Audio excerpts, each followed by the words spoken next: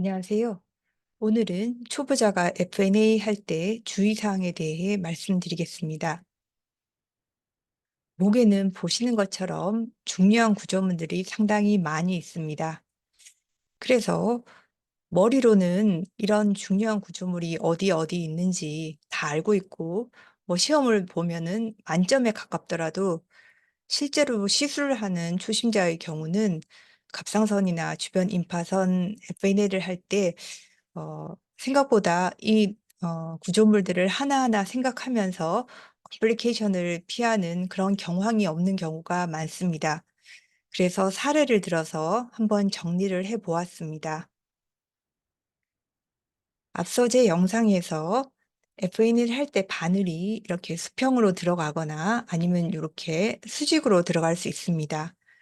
검사할 때 방향이 딱 두 가지만 정해진 건 아니고요. 필요에 따라서는 약간 비스듬하게도 들어갈 수 있고 다양한 각도로 문제없이, 그리고 검체만 잘 얻으면은 됩니다. 사실 저희 유방 갑상선 파트에서 하는 시술 중에 FNA가 가장 가는 바늘을 사용합니다. 그리고 그냥 검사하는 걸 보면은 대단한 검사가 아니어서 바늘도 가늘고 해서 가장 먼저 익숙해질 것 같은데, 저도 그렇고 실제로 많은 초심자들이 그렇지 않습니다. 개인적으로 저도 유방 코어 바이옵시가 이 갑 4 개의 FNA보다 훨씬 더 적응도 빨랐고 자신감도 더 빨리 생겼습니다. 저만 그런 게 아니고 제 후배들도 물어보면은 FNA 쓰기가 익숙해지는 게 훨씬 더 어려워하고 힘들어합니다. 아마도 그 이유는 이렇게 환자 얼굴이 바로 있고 시술하는데 가만히 보면 또 여기서 커먼 카로티드 아티가 펑펑펑 뛰는 게 보입니다. 그리고 또 여러 혈관 신경들이 있다는 그 압박감도 있어서 아무래도 FNA를 더 힘들어하고 적응의 시간이 필요한 것 같습니다. 그러기 때문에 이제 바늘을 가는 바늘을 사용하지만 초심자 때는 검사 전에 이런저런 생각을 하면서 환자 사진을 보면서 '어떻게 바늘을 진입시키는 것이 안전한가.' 그렇게 이미징 트레이닝을 하면은 도움이 많이 됩니다. 예를 들어 보겠습니다. 이 오른쪽 갑상선에 이렇게 혹이 있습니다. 이런 경우 검사를 어떻게 할까요? 이렇게 비스듬히 들어갈 수도 있고요. 바로 이렇게 벌티컬하게 들어갈 수도 있습니다. 이렇게 비스듬하게 들어갈 때는 대부분의 경우 여기 커먼 카로티드 아트리가 있지만 요 니들이 전장을 보면서 가기 때문에 혹 안에서 왔다 갔다 하면은 크게 문제는 없습니다. 그런데 이 환자분의 경우는 예전에 갑상선 암으로 수술하셨고 OP 베드에 리커런스가 의심되는 병변이 요렇게 보였습니다. 그리고 이 리커런스 의심되는 서스피셔스 노들 바로 옆에 커먼 카로티드 아트리가 있었습니다. 여기가 5mm 1cm인데요. 병변의 위치가 스킨에서 5mm 정도 아주 바짝 있습니다.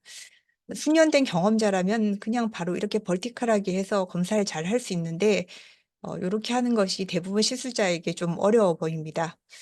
이 노드를 검사한 시술자도 이렇게 비스듬히 검사를 했습니다. 근데 이제 투 앤 프로를 하는 도중에 갑자기 환자가 악하는 통증을 호소해서 투 앤 프로 모션을 멈추었습니다.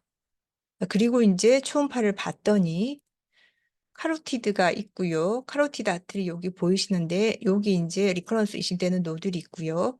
카로티드 월에 이렇게 헤마토마가 보였습니다. FNA를 이렇게 가다가 커먼 카로티드 아트리를 건드려서 생긴 서브 엔도시리얼 카로티드 헤마토마입니다. 말씀드린 것처럼 환자가 "악." 하는 느낌에 가까운 샤프한 페인을 호소한다고 이 컴플리케이션을 경험한 시술자들이 제게 증언해 주었습니다. 이제 그렇게 갑작스럽게 샤프한 페인을 환자가 호소할 때는요. 투엠프로를 멈추고 카로티드 바깥에 헤마토마를 확인해야 되겠습니다. 그리고 난 다음엔 주저없이 꼭 컴프레션을 하시면 됩니다. 대부분 컴프레션만으로 잘 호전이 됩니다. 이 환자의 경우도 메스가 있고 카로티드 아트리 바로 옆에 있습니다. 아까보다 이렇게 벌티컬로 들어가는 것이 훨씬 더 용이한 위치입니다. 시술자가 이제 이렇게 비스듬하게 들어갔고 역시나 커먼 카로티드 아트리가 있고 서브엔도텔리알 헤마토마가 생겼습니다. 이 혹에 대한 FNA를 한 시술자에게도 물어보았는데 역시 환자가 악에 가까운 샤프한 페인을 호소해서 시술을 멈췄다고 합니다. 옆으로 비스듬하게 해서 투앤프로를 하면 니들 전장을 다 잘 볼 것 같은데 이것도 경험이 상당히 필요한지라 항상 이렇게 들어가든 니들 팁을 꼭 확인하는 습관이 필요하겠습니다. 우리가 의사들이 하는 어떤 시술이든 평생 한 번도 어떤 합병증도 생기지 않으면 좋겠지만 그런 의사가 있기나 할까요? 중요한 것은 문제가 생겼다고 판단되면 어떤 문제인지 반드시 빨리 인지하는 것이 중요하고 이에 대한 후속 조치가 무엇인지를 기억해서 그 이후 대처를 잘 하는 것이 중요하겠습니다. 그러면은 일로 바늘이 간 거 너무 무서운데 앞으로는 이렇게 들어가야 되겠군 하고 생각하실 수도 있을 것 같습니다. 이렇게 접근을 하면은 이렇게 트라키아를 따라서 리커런트 라린지얼 널브가 지나가는데 리커런트 라린지얼 널브가 초음파에서 보이지 않습니다. 그래서 사실은 이렇게 바늘이 들어갈 때는 이 널브를 다칠 수 있기 때문에 대부분의 경우 이런 접근은 권하지는 않습니다. 앞서 어나토미에서도 말씀드렸는데 갑상선 전면을 따라서 슈피리얼 사우드 아트리가 그리고 후면을 따라서는 인피리얼 사우드 아트리가 갑상선에 영양을 공급합니다. 초음파를 보면은 앞뒤로 이렇게 조그마한 하이포이콜한 스트럭처가 보이고 이렇게 가만히 보면은 팔딱팔딱 뛰는 게 보입니다. 그리고 도플러를 대면 당연히 아트리임을 혈관임을 알 수 있습니다.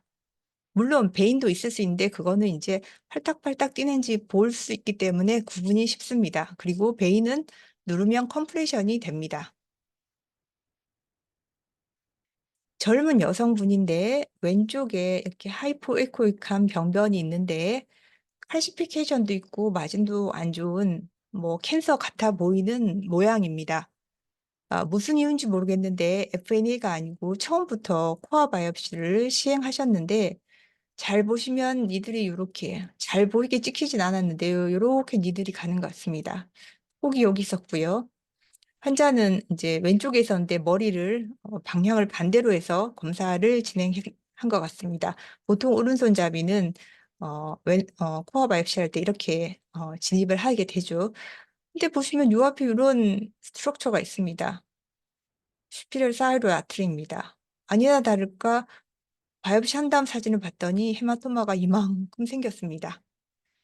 어떤 바늘을 사용하든 주변 스트럭처를 잘 보고 피하도록 노력해야 되겠지만 굵은 바늘을 사용하실 때는 특히 더 주의를 하셔야 합니다.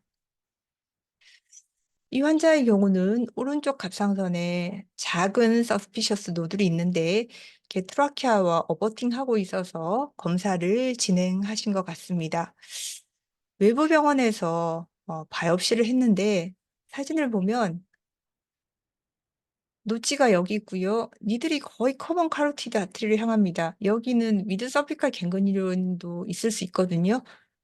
상당히 너무 많이 진경을 해서 사실 이 사진들을 보면 무섭습니다. 검사하실 때 팁이 여기까지 가지 않도록 조심하셔야겠습니다.